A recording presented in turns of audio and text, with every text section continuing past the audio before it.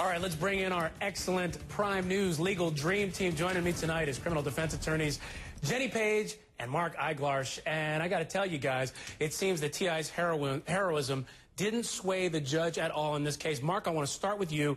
11 months he's going back to jail for a probation violation. Is that too much? Is this too harsh?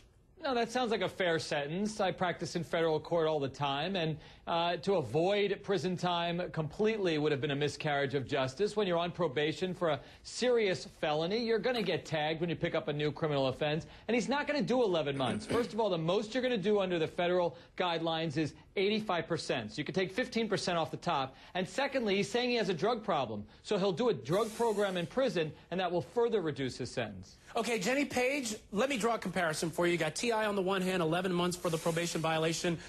Lindsay Lohan, we see a million times. She's got the probation violation. She ends up getting right out of jail. A lot of people are asking the question, are there two different systems of justice, or is it different for T.I. because of his circumstances?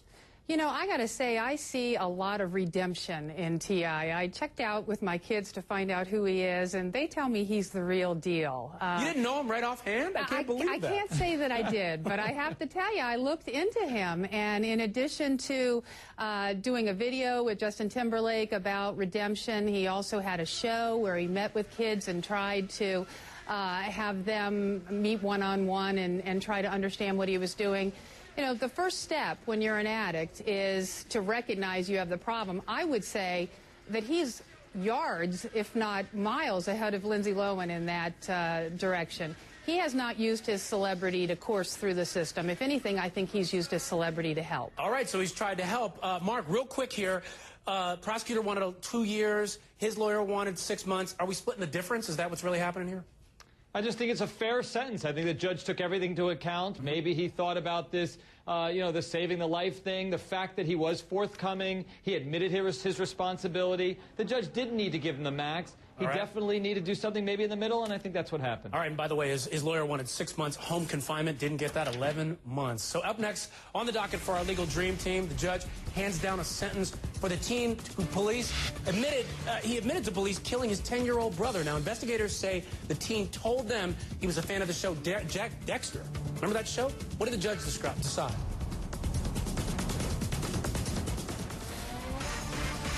Welcome back to Prime News, folks. Sentencing today in the so-called Dexter murder. That's the 18-year-old who admitted to killing his brother, and he told investigators he was a fan of the show Dexter. Now, Andrew Connolly received life in prison.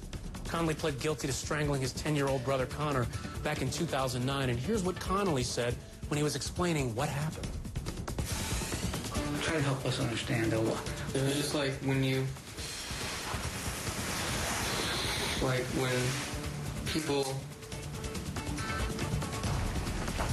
have something like they're hungry and there's a hamburger sitting there, they know they had to have it, and I was just sitting there and it just happened. All right, the defense asked for 45 to 46 years. You're looking at this life sentence and saying, is this just? Should he maybe be in a mental facility as opposed to a prison? Let's bring back in our legal dream team, criminal defense attorney Jenny Page and also Mark Eiglarsh.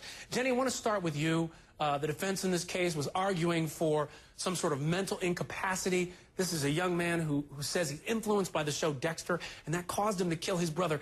Isn't that mental incapacity? Should he be in a facility that deals with this kind of issue as opposed to a prison? I think you've raised excellent issues. I've been following this case for some time, and this young man was seriously mentally ill by everyone's account. He heard voices, he was schizophrenic, he had out-of-body experiences. I think the real question is, why was he his brother's caretaker? You know, and Mark, I look at this, and all this, he's looking at life in prison. A lot of times we talk about this and we say, well, will he change? Will this make him better? What do you think about this sentence? I want to ask you the same question as before. Is this too harsh? Well, let me just say this. The judge has a lot of precedent to follow. Our country is one of only a few in the world that puts minors in prison away for life. Libya and Iran are two to mention. And I think there was a lot for the judge to consider to reduce the sentence down to 45 to 65 years. The kid is mentally ill, and also we know that children's frontal lobe of their brain, the portion that governs reasoning and judgment, was not fully formed. So I'm not defending what he did. What he did was abhorrent and horrible, and he needs to be punished for it. But why doesn't 45 to 65 years in prison, which is what his attorneys asked for, why doesn't that cover it? Right, and you know what? I don't, you know, what he did was horrifying, but you got to think, Yes. what will happen to this individual in prison? Mark, I want to ask you one more question here. The show, Dexter, do we blame that show? I've watched that show. Do we blame that show? Do we try to hold that show responsible? Absolutely not. I love that show, and if anything, Dexter follows a very strict moral code. He doesn't kill good people, he kills bad people. So this kid didn't follow what Dexter does. But Jenny, I wonder if kids are watching this kind of show, are they influenced in the same way? Just asking the question. You know, everybody can be influenced by anything. If somebody has already some serious mental health issues going on, it doesn't matter if it's Dexter, if it's the Charles Manson story. Right. This was a case where neighbors were concerned that there was so little supervision at the home.